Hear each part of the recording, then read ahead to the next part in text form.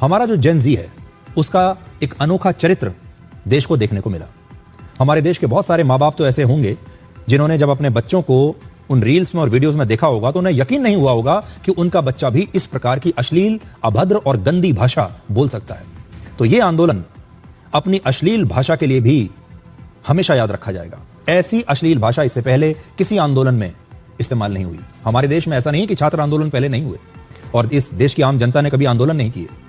JP आंदोलन से लेकर मंडल कमीशन के खिलाफ छात्र आंदोलन हुआ, अन्ना आंदोलन हुआ, लेकिन ऐसी भाषा कभी नहीं इस्तेमाल हुई। कॉकरोच जनता पार्टी का आंदोलन अश्लीलता और अभद्रता की एक नई प्रतियोगिता बन गया था।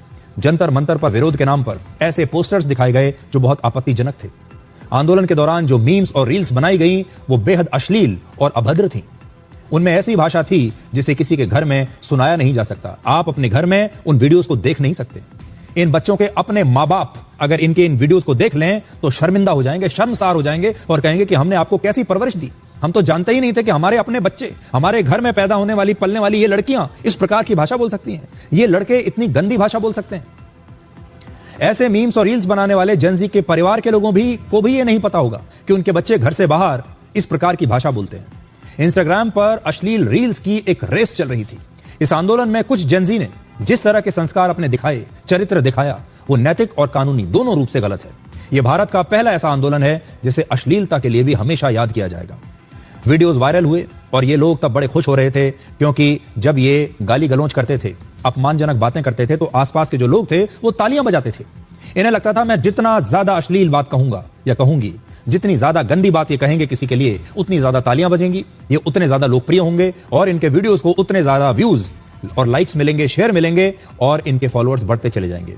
लेकिन अब यही वीडियोस इनके लिए मुसीबत बन गए हैं। अब आम जनता इन लोगों को ढूंढ रही है और सोशल मीडिया पर देश के बाकी लोग इन्हें ट्रोल कर रहे हैं।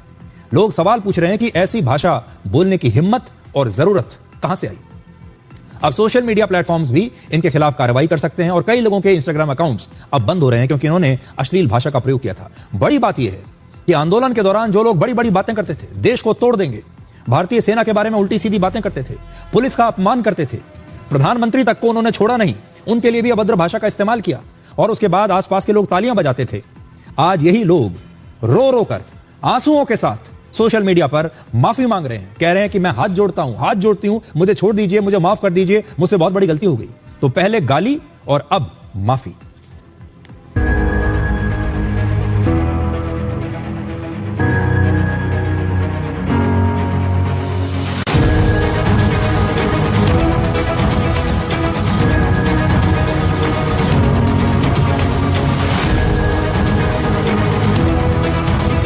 नरेंद्र मोदी जी, मैं आपसे हाथ जोड़कर माफ़ी मांगती हूँ। मैं आपसे क्षमा चाहती हूँ।